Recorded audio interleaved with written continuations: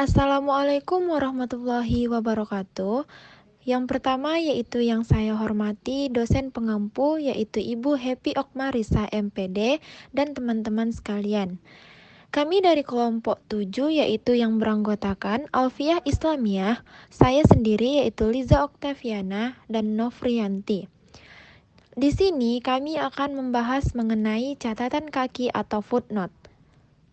Adapun submateri yang akan dibahas pada materi ini yaitu yang pertama, pengertian catatan kaki, yang kedua, penulisan catatan kaki, yang ketiga, susunan catatan kaki, yang keempat, catatan kaki singkat, yang kelima, fungsi catatan kaki, dan yang keenam yaitu jenis dan cara penulisan catatan kaki. Yang pertama yaitu pengertian catatan kaki. Catatan kaki dicantumkan sebagai pemenuhan kode etik yang berlaku, sebagai penghargaan terhadap karya orang lain. Catatan kaki dipergunakan sebagai pendukung keabsahan penemuan atau pernyataan penulis yang tercantum di dalam teks atau sebagai petunjuk sumber, tempat memperluas pembahasan yang diperlukan, tetapi tidak relevan jika dimasukkan di dalam teks.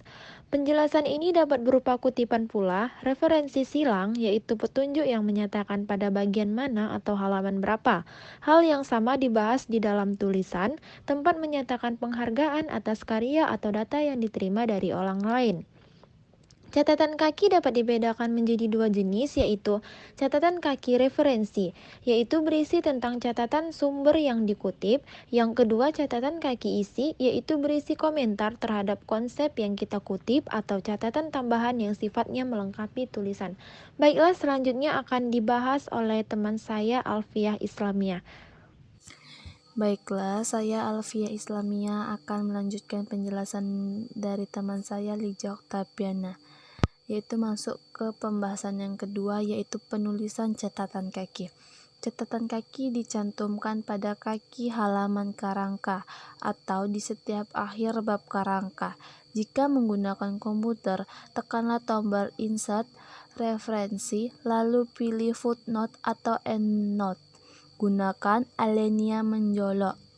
Selanjutnya, penomoran catatan kaki dilakukan dengan menggunakan angka Arab atau 1, 2, dan seterusnya di belakang bagian yang diberikan catatan kaki. Agak ke atas sedikit beri spasi tanpa berikan tanda baca apapun. Masuklah pembahasan yang ketiga, yaitu susunan catatan kaki atau footnote. Penyusunan catatan kaki dapat dilakukan dengan cara yang pertama, nama belakang penulis, judul buku atau tempat, penerbit, tahun, halaman. Yang kedua, nama belakang penulis, judul artikel, dan nama surat kabar, tanggal, bulan, dan tahun halaman.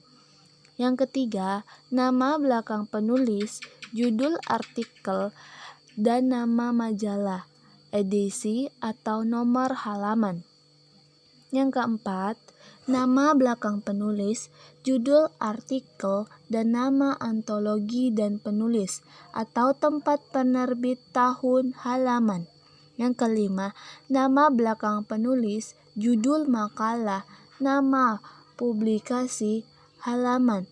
Yang keenam, nama belakang penulis, judul laporan tugas akhir, tempat, nama perguruan tinggi, tahun, halaman. Yang ketujuh, nama belakang penulis, judul skripsi, tesis, distasi, tempat, nama, lembaga, atau perguruan tinggi, halaman.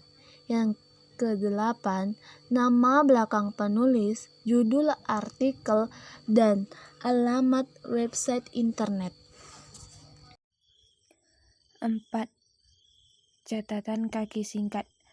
Sering kita hanya mengutip sekali dari satu sumber bacaan, tetapi 2, 3, atau lebih kita mengambil kutipan dari sumber bacaan tersebut. Cara praktis yang dapat kita terapkan adalah mencantumkan catatan kaki singkat. Ada 3 istilah dalam catatan kaki singkat, yaitu yang pertama, ibid. Ibid adalah bentuk singkat dari ibu ibidium, artinya sama dengan di atasnya. Ibid digunakan untuk catatan kaki yang tepat di atasnya. Cara penulisan ibidium yaitu ibid di bawah sumber bacaan yang dibaca.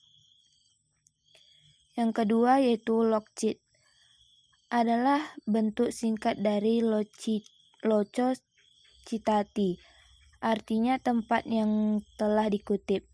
Lokcit digunakan untuk pencantum sumber bacaan yang sama, tetapi sudah diselingi oleh sumber bacaan yang lain. Cara penulisannya, nama pengarang, lokcit, atau tanpa nomor halaman. Yang ketiga yaitu obcit. Obcit adalah bentuk singkat dari opera citati. Artinya, dalam karya yang telah dikutip, obcit dipergunakan untuk catatan kaki dari sumber yang pernah dikutip, tetapi halaman berbeda.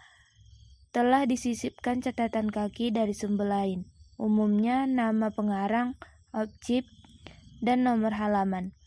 Penulisan singkat ibid, lokcit, dan obcit digunakan dengan menggunakan huruf kecil karena merupakan singkatan ungkapan umum dan tulisan dengan menggunakan huruf miring.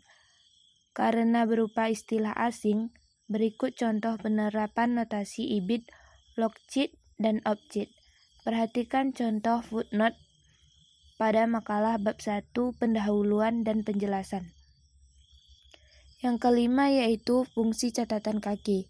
Berikut ini beberapa fungsi dari catatan kaki yang diantaranya seperti yang pertama yaitu catatan kaki berfungsi untuk memberikan keterangan dan penjelasan tentang sumber dari kutipan penyusunan daftar bacaan pada karya ilmiah supaya dapat dimengerti oleh pembaca.